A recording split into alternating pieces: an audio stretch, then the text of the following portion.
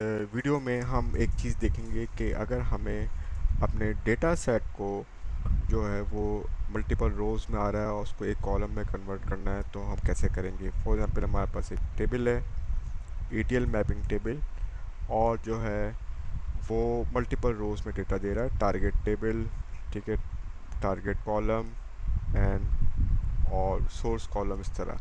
यानी मेरा मतलब ये है कि मैं अगर चाहूँ उसका आउटपुट इस फॉर्म में देना चाहूँ तो हम क्या इस फॉर्म में दे सकते हैं। Base, conversion currency, transaction date, price, open price, high volume change etcetera.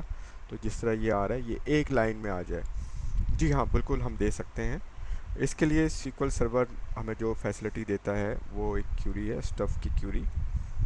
ठीक है, स्टफ़ की क्यूरी में प्रोवाइड करता है। अच्छा, सोर्स टेबल मैंने कह दिया, कॉलम का नाम दे दिया, टारगेट दे दिया, स्टफ़ जो है बेसिकली ये काम कर रहा है आपका। ठीक है, इसको समझाने के लिए मैं एक काम करता हूँ, एक जो है SQL फिडल में आ जाता हूँ। ये सिंपल से एग्जांपल है। फॉर एग्जांपल हमारा एक टेबल है और जो है उसमें हमारे पास दो कॉलम है, आईडी एंड डेट। और मैं चाहता हूँ कि जब मैं इसको सिलेक्ट लिखूँगा, select from YouTube your table, तो मेरे पास डेटा इस तरह आ जाएगा। ऑब्वियसली बात है, कोई इशू नहीं है इसमें। लेकिन व्हाट आई वांट कि मैं चाहता हूँ कि डेटा जो है वो एक ही कॉलम में, ये जो मल्टीपल 4 डेट्स हैं ये एक ही कॉलम में आ जाए। ठीक, और 756 के गेस। तो इसके लिए क्या करना पड़ा मुझे, आईडी को अलग ले लिया। ठीक है, और यहाँ पे मैंने स्टफ़ यूज़ किया, स्टफ़ के अंदर एक सब क्यूरी यूज़ की डेट पे। और डेट फॉर्मेट ये 120 वगैरह इसका मतलब है मैंने कन्वर्ट किया डेट को एक प्रॉपर फॉर्मेट में।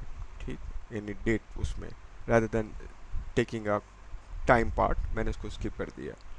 फिर वो टेबल लिया और फिर कंडीशन लगाई, ज्वाइन लगाया, और फॉर एग्जाम्पल पाथ मैंने इसको दिया।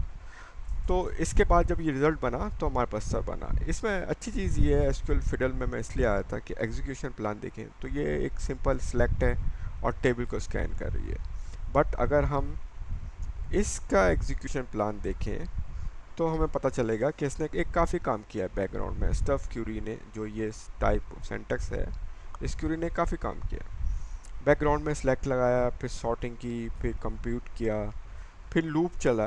ये बेसिकली लूप कर रहा है और उसके बाद जाके ये हमें एक रिज़ल्ट सेट देता है। अगर ये अभी तो 4 रिकॉर्ड से अगर ज़्यादा रिकॉर्ड होते तो ये एक हैवी कॉस्ट बन जाती।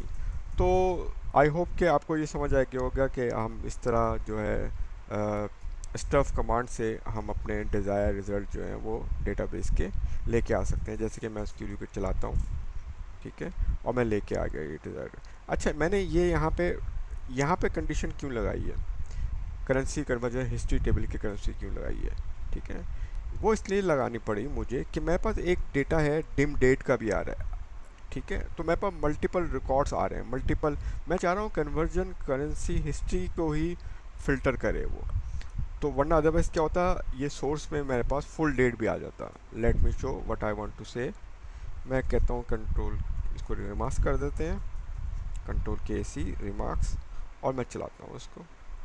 तो अब देखेंगे फुल डेट आ गया, जो कि एक्स्ट्रा रिकॉर्ड है, मुझे नहीं चाहिए ये, क्योंकि ये full that is not associated with this record. That's why मैंने जो है ना ये यहाँ पे वो आ, इसका वेयर क्लॉज में कंडीशन दी थी कि जो है वो ये चले। तो आई होप आपको मैंने क्विकली ये बता दिया है। अब आप प्रैक्टिस करें इसकी और जो है मुझे फीडबैक दें, और कोई और क्वेश्चन हो, कोई और प्रॉब्लम हो तो let me write down in comments. तो मैं इसको मज़ीद इस पे वर्किंग करता हूँ आप लोगों के लिए। Thank you very much.